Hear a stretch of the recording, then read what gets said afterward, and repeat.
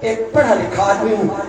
پڑھے لکھے کا مطلب یہ نہیں آپ بچے کو انجینئر بنا رہے ہو، آپ بچے کو ڈاکٹر بنا رہے ہو، آپ بچے کو ایگریکلچرسٹ بنا رہے ہو، آپ بچے کو چارٹرڈ اکاؤنٹنٹ بنا رہے ہو، آپ بچے کو پائلٹ بنا رہے ہو. آپ بھلے بناؤ، جو بھی کرو. ارے ایک انگریز کی کتاب کو پڑھنے کے لیے میٹرک میں، ایس ایس سی میں، پی سی ایس میں، سی ایس ایس میں تیرا بیٹا اتنی کتابیں کھگال لیتا ہے. وہ بیالوجی پڑھتا ہے، وہ فزکس پڑھتا ہے، وہ کیمسٹری پڑھتا ہے، وہ میتھمیٹکس پڑھتا ہے. ارے وہ سب کچھ پڑھتا ہے، قرآن کیوں نہیں پڑھتا؟ قرآن کیوں نہیں پڑھتا تیرا بیٹا؟ تیرا بیٹا ایک چھوٹی سی کتاب ہے 30 سپاروں کی، اس کو کیوں نہیں پڑھتا؟ وہ بیٹا دنیا کی ہر علم کو پڑھ رہا ہے، سی ایس ایس کرتے ہوئے، پی سی ایس کرتے ہوئے. اللہ کے قرآن کو کیوں نہیں پڑھ سکتا؟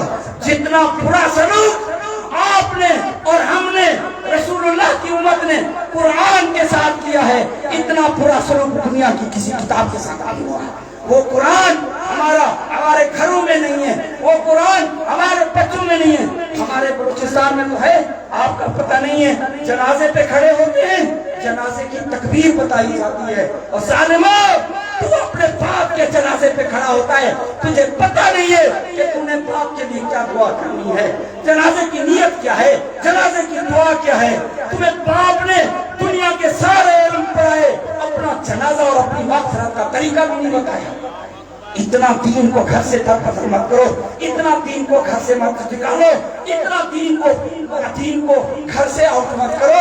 ارے جب تک گھر میں قرآن نہیں آئے گا، جب تک گھر میں نماز نہیں آئے گی، جب تک گھر میں اللہ اور اس کا رسول نہیں آئے گا، حافظ الملت علیہ رحمت کا جو میسج ہے اس کو آپ نے دل و جان سے ایکسپٹ نہیں کیا، اس کو آپ نے قبول نہیں کیا. قرآن کریم ایک قانون ہے، قرآن ہمارے لیے ہے.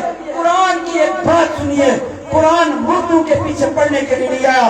قرآن بیٹی کو گھر سے نکالتے وقت اس کی سر پر قرآن رکھ کر اسے نکال دیا جائے تاکہ برکت ہو جائے. قرآن اس لیے نہیں آیا، قرآن اس لیے نہیں آیا کہ قرآن کا نسخہ بیٹی کو بیاہتے وقت دیا جائے. قرآن اس لیے نہیں آیا کہ جو مر رہا ہے اس پر سورۃ یاسین پڑھی جائے. قرآن اس لیے نہیں آیا کہ تم گلخانیوں میں قرآن پڑھو. قرآن کے یہ مقصد نہیں تھے، قرآن کے یہ مقاصد نہیں تھے. قرآن کا جو بنیادی مقصد تھا، قرآن ہدی للمتقین تھا. قرآن تمہارے لیے ہدایت ہے، تمہارے لیے گائیڈ لائن ہے، تمہارے لیے اس میں قوانین ہیں. جو کلمہ پڑھتا ہے وہ پھر آزاد نہیں رہتا. لا الہ تو پڑھ لیا، اب لے مزہ تاثیر کا. لا الہ کی تہ کے نیچے خون ہے شبیر کا. لا الہ پڑھنے والوں لا الہ سے پوچھ لو، لا الہ تو بچ گیا، گھر لٹ گیا شبیر کا. لا الہ کو اپنے اندر لے جاؤ. اقبال کہتا ہے خرد نے کہہ بھی دیا لا الہ الا اللہ تو کیا حاصل. پھر زبان سے پڑھتے ہو، کلمہ پڑھتے ہو، خدا پہ ایمان لاتے ہو، قرآن پہ ایمان لاتے ہو، یہ کیا فائدہ تمہیں؟ خرد نے کہہ بھی دیا لا الہ تو کیا حاصل. دل و نگاہ مسلمان نہیں تو کچھ بھی نہیں، دل و نگاہ مسلمان نہیں تو کچھ بھی نہیں. ارے ایسے مت کرو. مسجد تو بنا دی سب گھر میں، آج بھی لاہور میں بنا دی مسجد تو بنا دی سب گھر میں. ایمان کی حرارت والوں نے من اپنا پرانا پاپی ہے، برسوں سے نمازی بن نہ سکا. اپنے اندر کو ایمان قرآن لے آؤ، اپنے اندر میں کلمہ لے آؤ، اپنے اندر میں کلمہ لے آؤ. جب تک یہ کلمہ، یہ قرآن، یہ نماز ہمارے اندر تک نہیں اترے گی، ہمارے ایمان کا حصہ نکلے گی. زبان سے قرآن پر ایمان، قرآن کی ایک بات نہیں مانتے. زبان سے اللہ پر ایمان، اللہ کی کوئی بات نہیں مانتے. زبان سے رسول اللہ پر ایمان، رسول اللہ کی کوئی بات نہیں مانتے. یہ کیسا ایمان ہے؟ یہ کیسا ایمان؟ کا مطلب عقیدہ نہیں، ایمان کا مطلب نظریہ نہیں، ایمان کا مطلب لپ سروس نہیں کہ زبان سے کہہ دیا کہ it is sufficient. نو، آپ کو اس کو پریکٹیکل لائف میں لانا پڑے گا. قرآن کی پروویژنز کو، قرآن کے پرنسپلز کو، قرآن کے لاز کو ہم نے اپنانا ہے.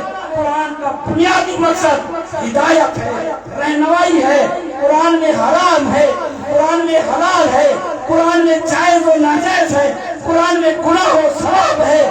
ہم کہتے ہیں قرآن پر ایمان ہے، صحیح قرآن پر ایمان ہے، مجمع میں کھڑا کرو، کتنے لوگ ہیں جن کو قرآن کے حرام حلال کا پتہ ہے، جائز ناجائز کا پتہ ہے، صحیح اور غلط کا پتہ ہے، قرآن پر کس چیز کا تیرا ایمان ہے؟ جب تمہارا بیٹا دبئی جاتا ہے، سعودی عرب جاتا ہے، ایک جاہل آدمی ہے، ڈرائیونگ کرتا ہے، کوئی بھی کام کرتا ہے، پہلے